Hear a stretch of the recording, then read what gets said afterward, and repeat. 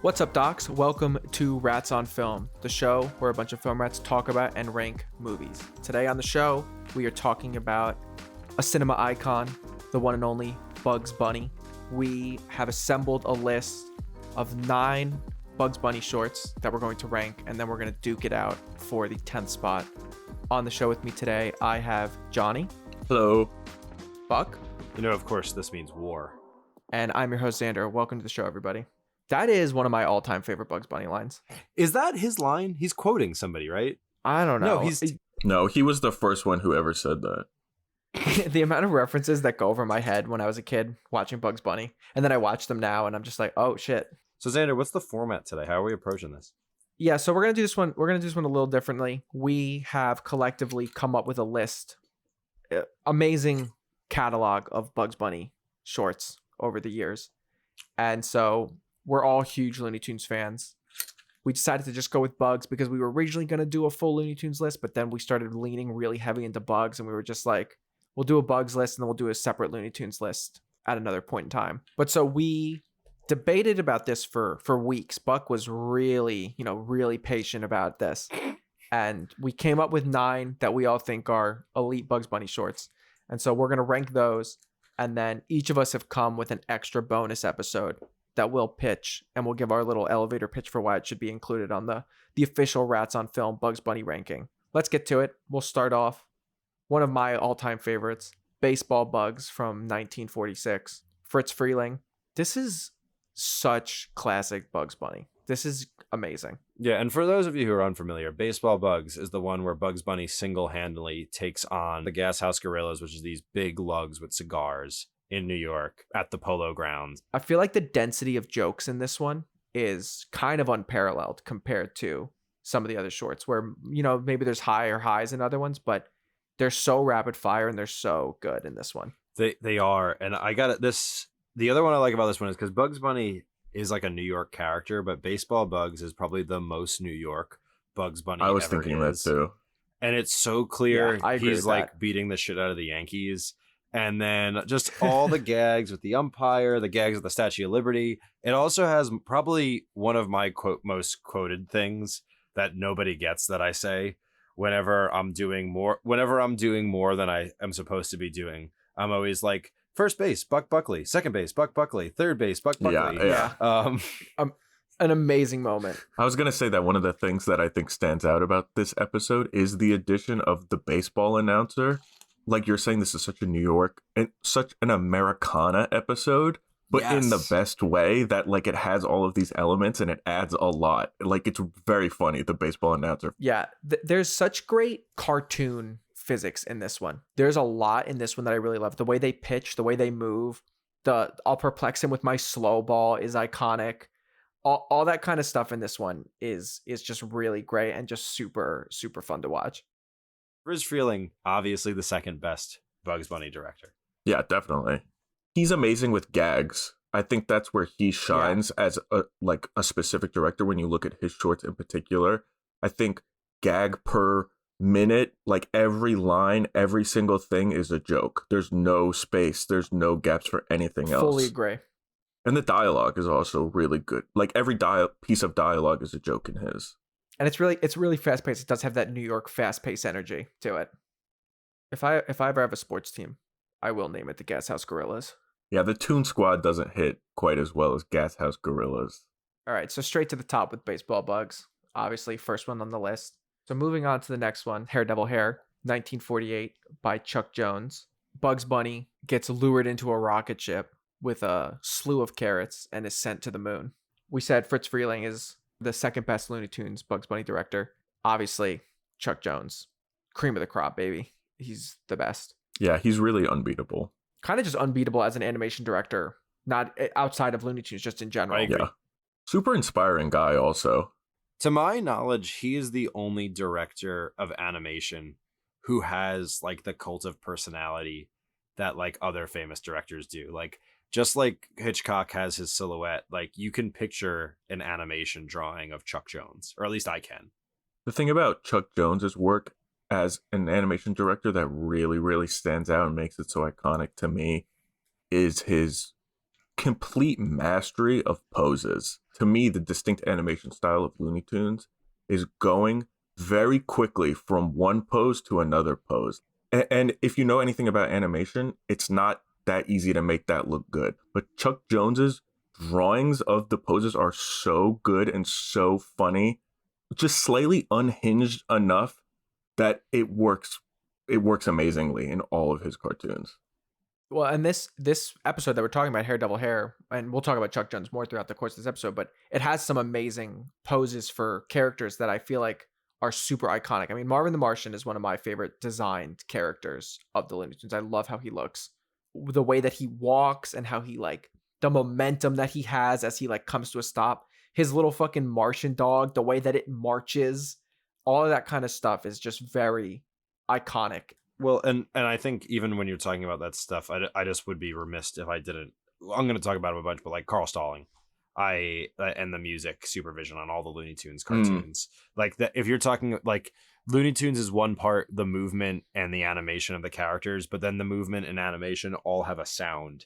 It's one part Foley, but 99 parts music. Looney Tunes and music goes hand in hand more than maybe any other. Like, I know a lot of animation has music to it, but there's something about Looney Tunes and the music that goes together so well for this perfect classical music comedy blend that's just unparalleled. All of the classical things, it's just they breathe new life, and there's such reverence for the classical pieces too. My favorite bit in this episode is when Marvin brings out his dog and he gets him to go chase bugs, and it has the moment, which I think this is the original use of this joke. The dog is trying to retrieve the bomb from Bugs Bunny to blow up Earth, right? And then they're doing the back and forth, give it to me, no, give it to me, no. And then Bugs Bunny swaps it, and then he does give it to him, right? The classic swap of the argument. But then Bugs Bunny does this whole little bit where he acts like he's being bullied, and he's like, okay, you big bully, I'll just get out of here. I'm gonna tell my big brother he'll get you next time. It's so funny. And I'm pretty sure this is the original time he does that, like, because obviously the switching the words around in the argument happens all the time in Bugs Bunny. It's like a staple of it. Classic. But the specific bit of him acting all like he just got bullied and he just like walks away with his head down, it's so good. All right, so this one's gonna go below Baseball Bugs. You said to me, it's below. Yeah, I mean, I love Baseball Bugs. Yeah, I agree too. Top of the list. All right, so Baseball Bugs still number one. Haredevil Hare number two. Moving on to another short from 1948. Bugs Bunny Rides Again. Another one by Fritz Freeling. Getting a little bit of representation on our list, which is good. But barely. Fair.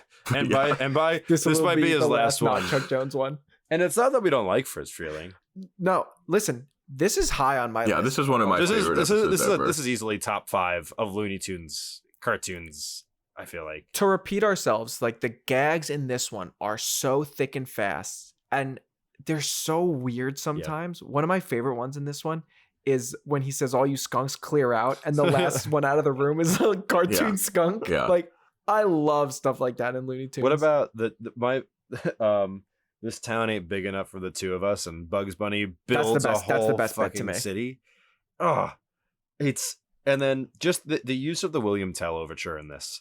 Yeah, the music in this one is great. The faces that the little donkey makes that Yosemite Sam is riding while that music is playing, I love that part. Running back and forth and it keeps stopping, it looks, the art, the design of the characters and all the way that they're animating that scene is amazing to the music, and it just looks great. I think Yosemite Sam might be my favorite of the Bugs Bunny adversaries, of the main line Bugs Bunny adversaries.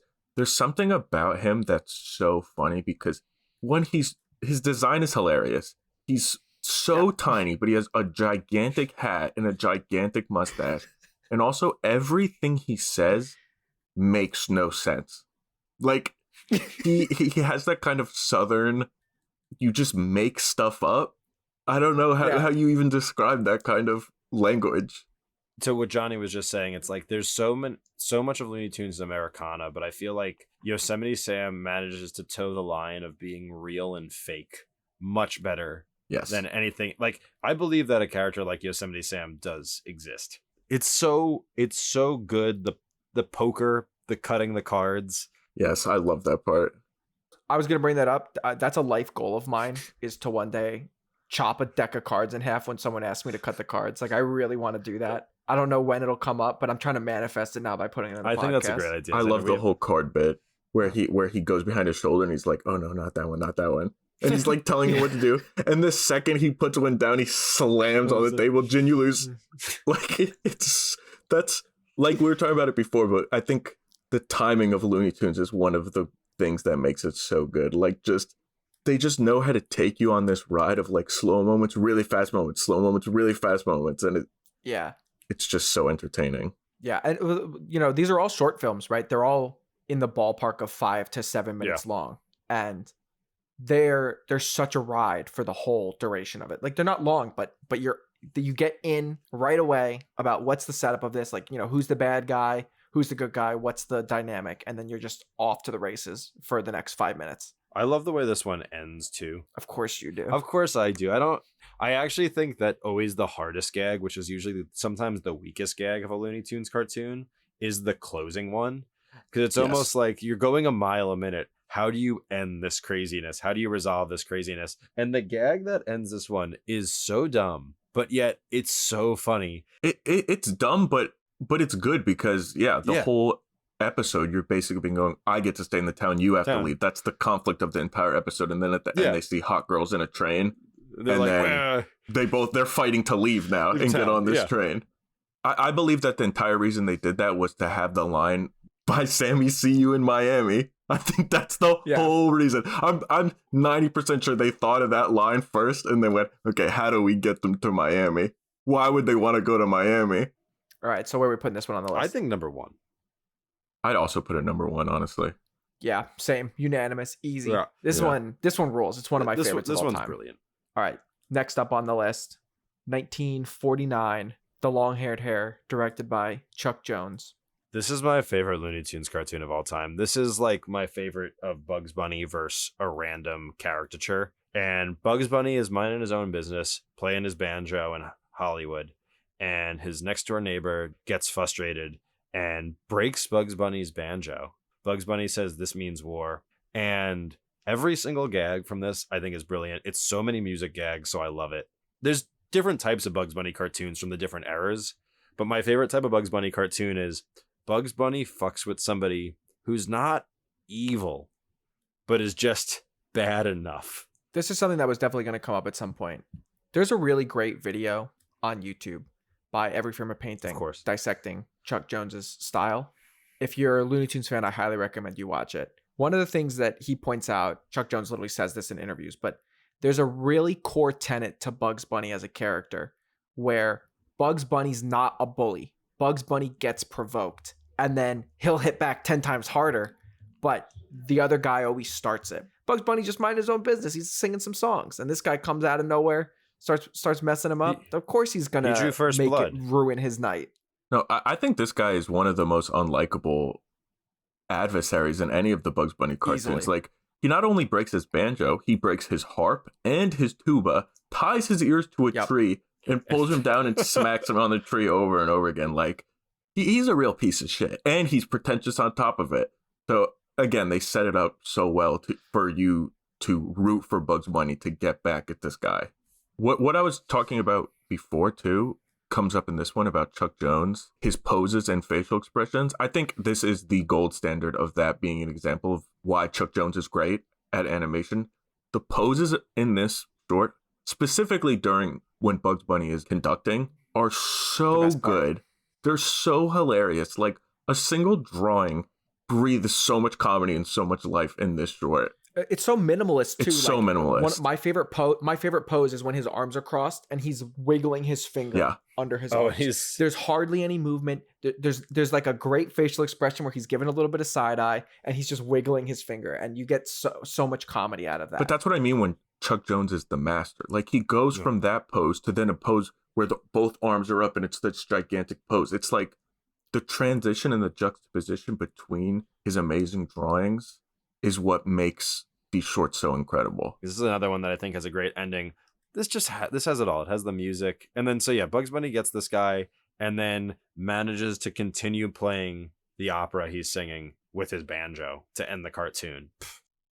Yeah, iconic. It's a great full circle one. His glove holds himself up, and Bugs Yeah, Bunny that walks part's away. so good. Orders I do love earmuffs. An instant delivery guy comes with earmuffs, puts them on. He puts them on his head, comes back, puts his hand back in the glove, while Giovanni Jones is rolling on the ground as his suit comes apart because he's singing. Yeah. And his face turns from red to purple to blue. So yeah, that is the most facial destruction I have seen outside of Raiders of the Lost Ark. I love this cartoon. I just love Bugs Bunny rides again in baseball. Bugs. I mean, it's heavy hitters only. Yeah, it is exactly. We picked the best of the best. I want this to be above baseball. For me, this is my number one. I would also put it number one. I'll let it go. I love this one. I like this one. I think me too. I think it's great. I think the package of this one is one of the best ones. How it starts and how it ends, the escalation of the gags. How when he first is messing with him, he just flicks the Hollywood bowl and it shakes a little bit, and then by the end, it completely destroys and a giant boulder falls from the top on top of him and it's just complete rubble. Like, I think it's just a perfect short. Next up on the list, The Rabbit of Seville, also directed by Chuck Jones, 1950. I mean, it kind of speaks for itself, but the synopsis of this is Elmer and Bugs end up running into a production of The Barber of Seville. Yeah, this is one of the best ones. I think this is my all-time favorite Looney Tunes short. So good. This is brilliant. The cartoons that are both paying homage to specific music while performing it, while having gags, that it's something I have never seen in anything else. There's nothing else that I think comes close to that sort of craft skill to tell a joke. Chuck Jones has said before that a thing that's really important to him as an artist and as a creator is to read a lot. And you can tell in his shorts that he's not only well-read, he's very cultured. It adds a lot to his work as an animator because all of his shorts are about all of these different things from like classical music and different points in history. And it's a blending of those things, like the absurdity and comedy of Looney Tunes blended with some other different piece of culture. You know, talking about realizing what stuff Looney Tunes was referencing as I got older. I mean, there's an amazing reference to The Great Dictator in this, where you talk about, you're talking about opera and this art that's inspiring him. None of that stuff feels like Looney Tunes. It's just he's pulling pieces from all different places. The fact that it can still work if you it's only better if you know the gag, but the fact that it can still work without you knowing what it's referencing is so difficult. There's a Seinfeld quote that I love that I think about specifically with this episode, where Elaine says to Jerry at some point, I'm going to paraphrase the quote, but she says something like, how come all of your knowledge of high culture comes from Bugs Bunny? Yeah. It comes from Chuck Jones. That's what it comes from. Yeah. That's exactly why I'm bringing it up. Like, I had this written down for this episode anyway, and you brought up that Chuck Jones was inspired by this. And that is how I feel. Like, I feel like the Jerry, where I've never even seen the real Barber of Seville, but I feel like I have, and through the Bugs Bunny and Elmer Fudd version of it. Yeah. It makes it new and fresh. It's like the fact that Looney Tunes ran for so long. I'm never like, here's the one that's just like this other one. There's always something fresh and new. They're always doing weird things. I mean, he makes a fruit salad on Elmer's head, right? Yeah. In this short. If you pitch that on paper, it's kind of like, what? Like, that's the gag you're going with? But the way that it's constructed, it's to the music, the way that Bugs Bunny moves, it's not boring, it's really interesting. Him throwing the fruit over the back of his shoulder, like to the music, all that stuff is just hits so great. There's something great about this episode too, that it starts out with Bugs Bunny running for his life from Elmer Fudd. Like, not a lot of setup. He's just running. It's the classic. Yeah, it's mid another cartoon. Right? Exactly. And then they get on stage and Bugs Bunny goes, okay, this is how I'm going to get away, right? And this is how I'm going to trick him. But I love how Elmer Fudd throughout the short is like into it sometimes. Like, sometimes he's like, okay, I'm part of this play. This is cool. Caught up. But then he's like, okay, wait, I got to kill you. What are you doing? And then he's like, wait, okay. This is good. I'm into it again. The hair massage feels good. Like, yeah, when they get married. And just the thought that this entire thing is just on stage and people are watching it being like, this is the play, is so good. One of the best gags in this one to me is the conductor looking at his watch being like, are we supposed to start yet? I guess. Yeah. And then just starting it. I think kids that grow up on Bugs Bunny are just smarter. The thing about little kids who grow up with Looney Tunes, yes, they're very smart, They're also very violent, extremely violent, and they hold a grudge. So it's like, you know what I mean? Some good, some bad. Where are we putting Rabbit of Seville? 2 or 3. For me, Rabbit of Seville is the one that has stuck with me the most as a child into adulthood. When I think about Looney Tunes, I think of that one. When you asked me to rank my favorite Bugs Bunny shorts, it was the first one that popped into my head, and it has to be number 1. Yeah, I'm the same, Johnny. I feel like if you ask me to show somebody a Bugs Bunny short, this is the one I'm always going to show them. Yeah. I'll submit. I understand. You're going to let it go to number 1? I'll let it go to number 1. Like like honestly, it's like there's a few of these that are just like, yeah, I can't argue that some of these couldn't be number 1. And this is just brilliant comedy and smart and another good ending. Okay, let's do 1 then. Yeah, I'm willing to let it go 1. I think for me, this one and Long-Haired Hare are so similar in the ways that make them great. You guys just didn't have the same VHS tape that I had that didn't have this, but did have Long-Haired Hare. So naturally, that has to be my favorite. Fuck, I'm an owner of Looney Tunes The Golden Collection. What do you think? You think I'm missing episodes? What volumes do you have? Do you go all of them? I literally have all of them. All right, moving on. Operation Rabbit, directed by Chuck Jones, 1952. Felt like when we were going through these, we had to get a Wile E. Coyote in here. We tried to have some variety. He doesn't come up against Bugs very often, honestly. No, because he had the Roadrunner, and that became its own. Yeah, I actually quite like Coyote talking. I think it's a really interesting dynamic for him. You know, I'm coming at it from the context of having watched Roadrunner cartoons, probably some before I saw this one. Agreed. And just his intro in this one, he puts up a door in front of his house and says, "I'm a genius, so there's no point for you to try and resist." I love the context that adds to Roadrunner cartoons, where he doesn't speak in those, but you're like, this guy thinks he's so smart every time he's doing this stuff. He's not like a dumb idiot who's like ordering this stuff and he like doesn't know how to put it together. He thinks he's a genius, and it just always backfires on him. I love that. But that's the crux of his character, right? That he could just chase and catch Roadrunner or catch Bugs Bunny, but he goes, no, I'm going to outsmart them. I'm too smart to do the regular animal chase. I'm going to invent something, and it's going to be spectacular. And it fails spectacularly. My favorite gag in this one is the flying saucer. Yeah, me too. Bugs Bunny pops out with the rooster hat on, then writes in pencil on it, Coyote, and moves the knob. Looney Tunes logic is incredible, but that is kind of like the epitome of Looney Tunes logic, of just writing on a thing, a new setting, and then it working exactly how you would think. It's just amazing. Yeah. I will be honest, Wile E. Coyote is not my favorite. Of that being said, this is my best Wile E. Coyote thing, and I agree with Xander because he talks, and you get more of that motivation where it's like there are looks, and his looks are brilliant, and like his hunger is like the thing driving him, especially with the Roadrunner.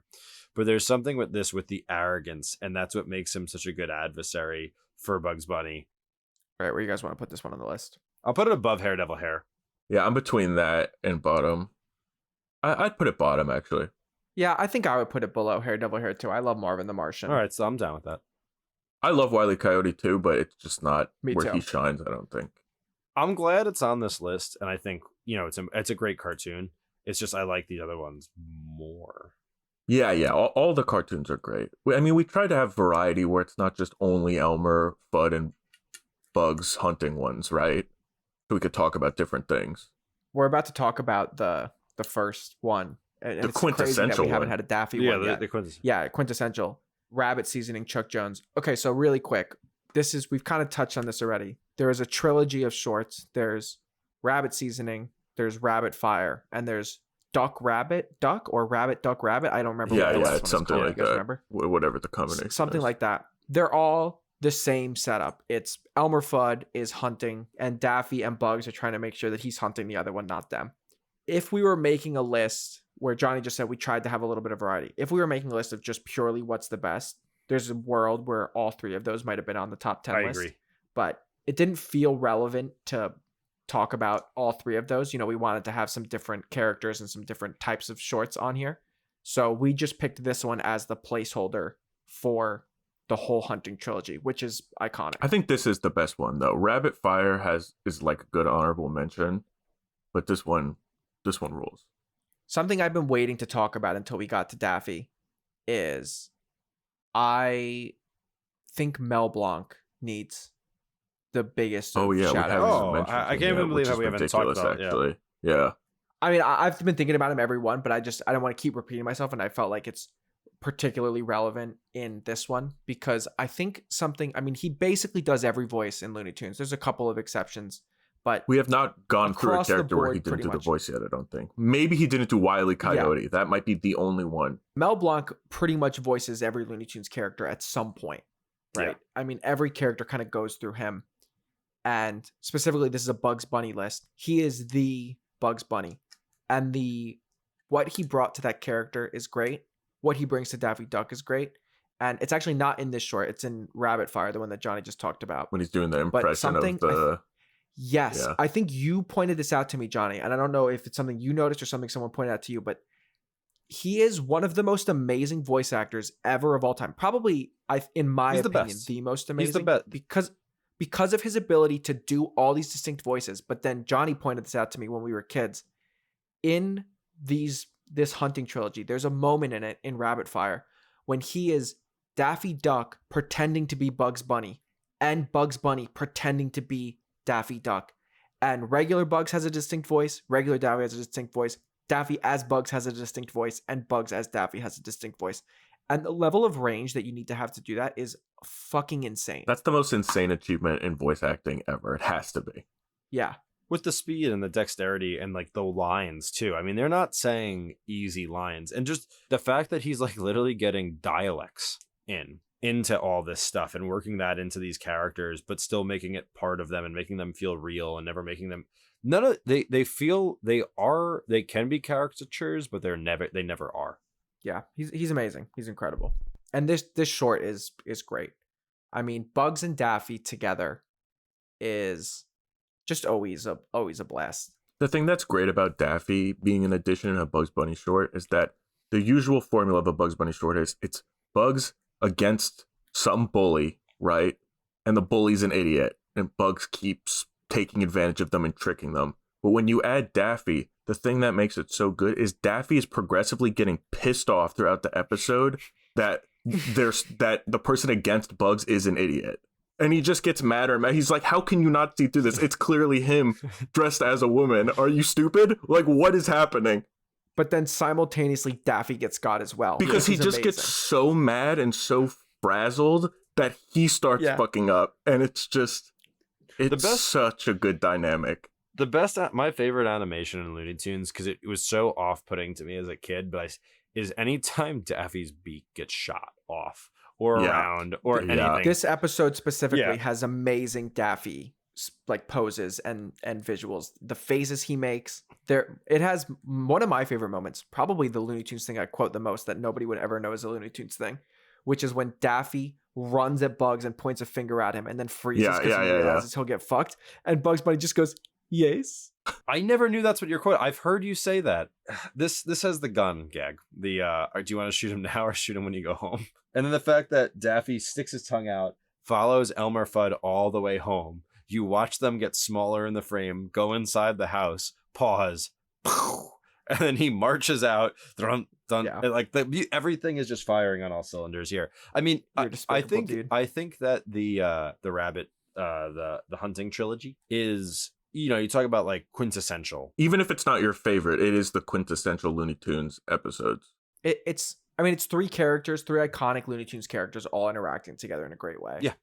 There's another reason why this one deserves to be chosen as between the three. This person hasn't showed up in any of the other shorts we've talked about, I don't think, but Maurice Noble doing the layout in the backgrounds. Oh, yeah. He is one of the best contributors to Looney Tunes, in my opinion. He did a lot of the backgrounds of a lot of episodes, and he has the distinctive background Looney Tunes style that you think of. They're absolutely beautiful, and they're more abstracted than the normal, and they're more design based, but he's such a genius background artist that it really draws your eyes to the correct place in every one of his shots, and they're framed so well. I love like all Looney Tunes backgrounds, but Maurice Noble in particular is the greatest Looney Tunes background artist of all time. His backgrounds are they enhance the episode so much. Yeah, we've talked about all the different elements, right? We've talked about the director, we've talked about, the background artists. We've talked about the animation. We've talked about the music, the voice acting, everything. There's so much firing on all cylinders in Looney Tunes shorts that is what makes them so iconic and what's made them stand the test of time. And why we grew up loving them. Like I think Buck, you're the same as us. Like our dad grew up on Looney Tunes shorts, showed them to us when we were kids. Just this immortal, amazing cultural art. It's a cultural touchstone. You talk about like what is defining American art, and to me, this is beautiful. It's culturally important. It's everything. It's of its time yet, but it's timeless. It's Looney Tunes cartoons, especially from this peak era. You can't get anything better than that. Let's rank rabbit seasoning. Where Better do you be guys want to top put rabbit three. seasoning Anywhere on in the list? top three, I'm happy with. Well, you gotta say your place. I'm gonna say 2. The top 3 right now is Rabbit of Seville, Long-Haired Hare, Bugs Bunny Rides Again. That's the current top 3. So if we're saying that Rabbit of Seville is 2, I'm saying that Rabbit Seasoning has to be 1. It's the gold standard. I'm okay with that, Johnny. I'd put it 3. So where do we land? Then 2.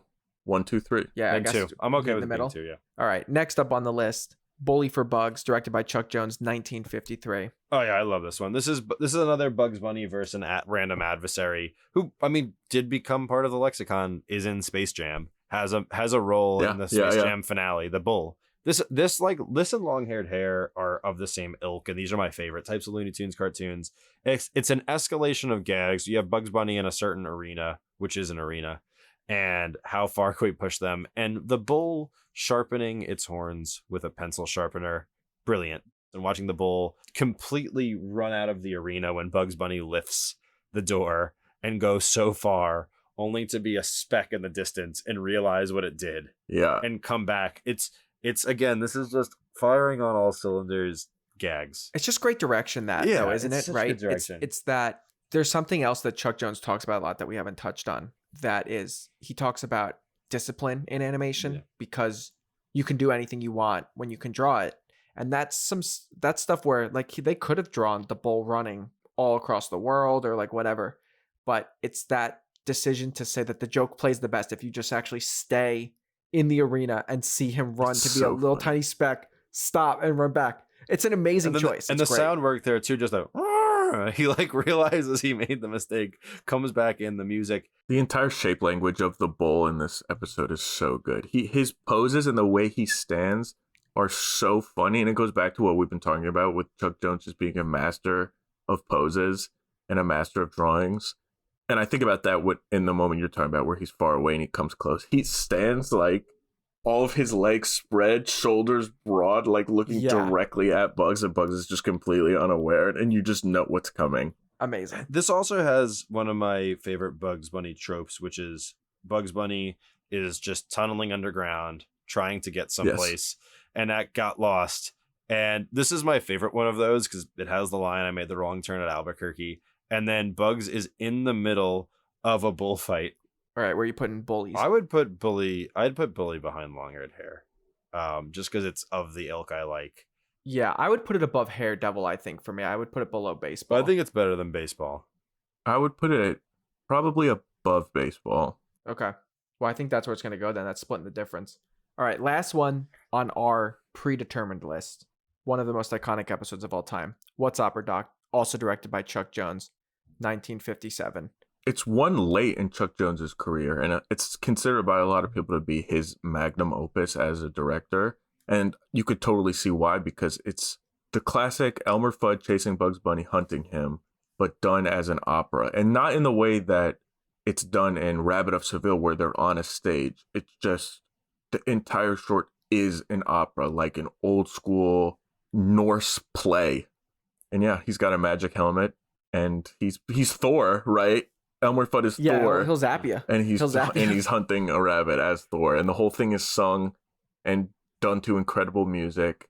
And I think the thing for me that stands out about this one is that the directing and the artistry, and again, this is a Maurice Noble background one, it's where it shines better than any other thing. Like the backgrounds and art in this one. If it was him. Yeah. He also did Bully for Bugs, but this one is where he shines so much as well as an artist.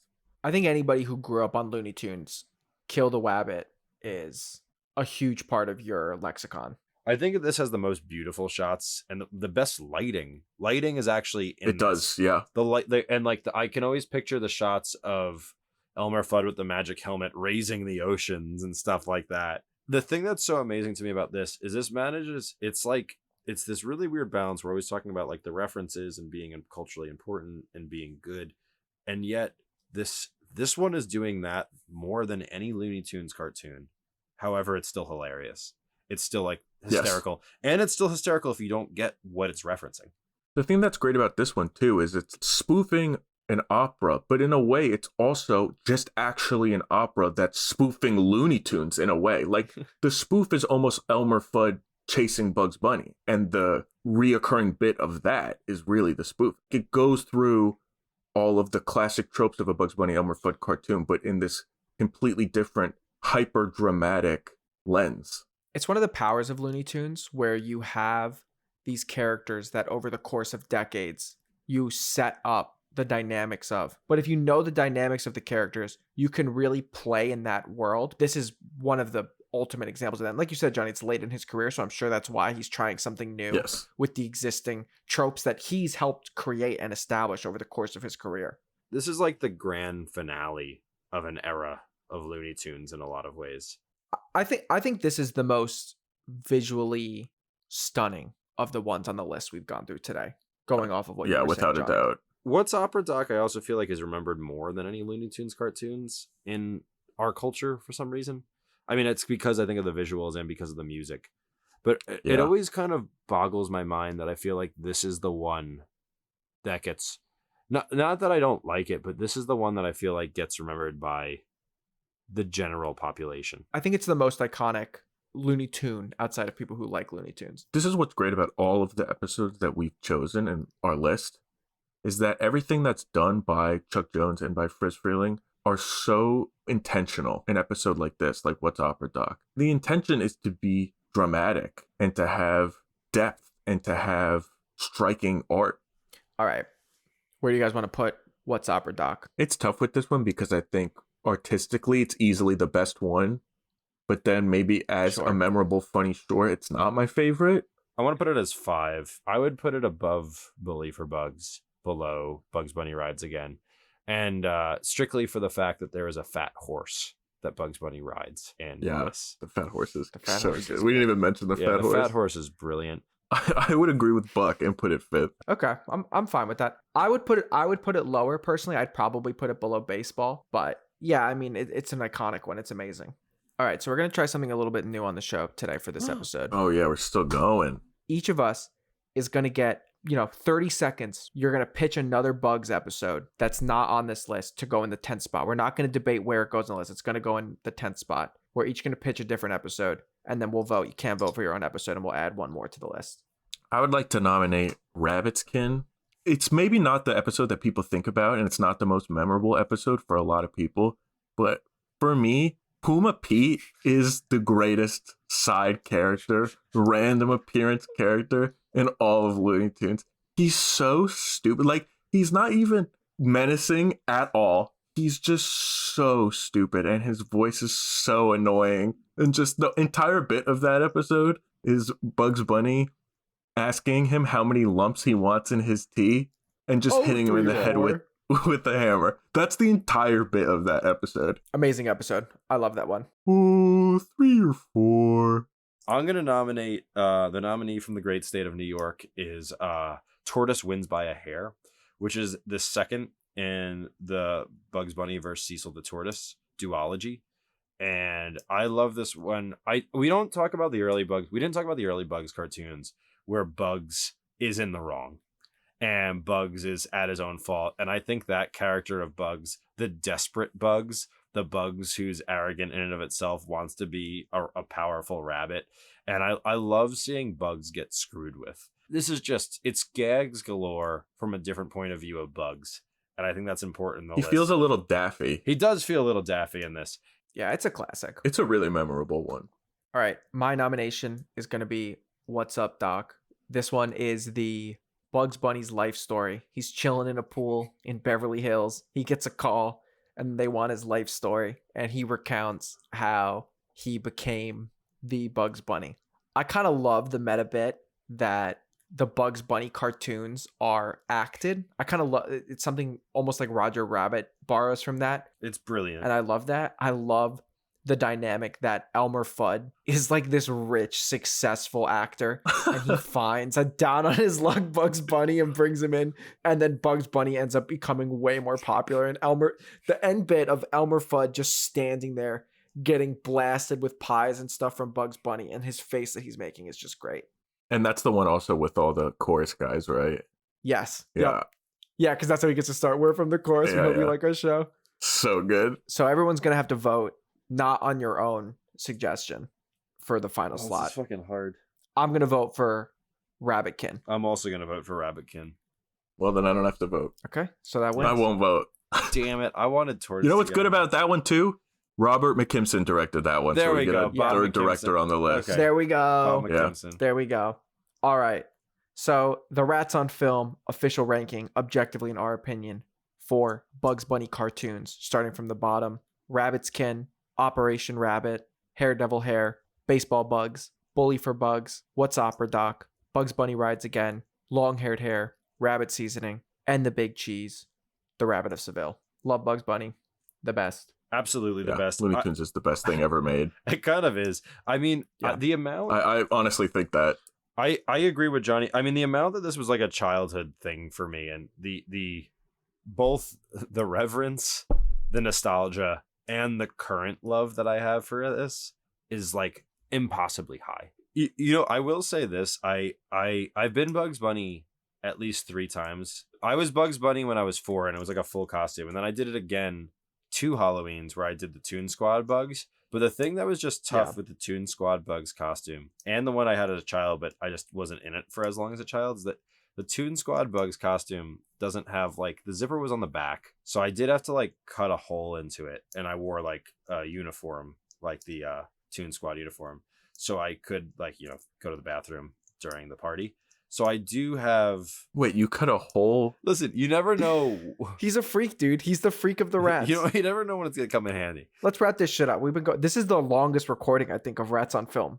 Amazing stuff. I mean, we love it. The whole point of this pod is for us to get together and talk about stuff that we like. So Yeah, like rabbit costumes yeah. we have with holes. You almost came away from the podcast not looking badly. And then right at the end, you throw in this...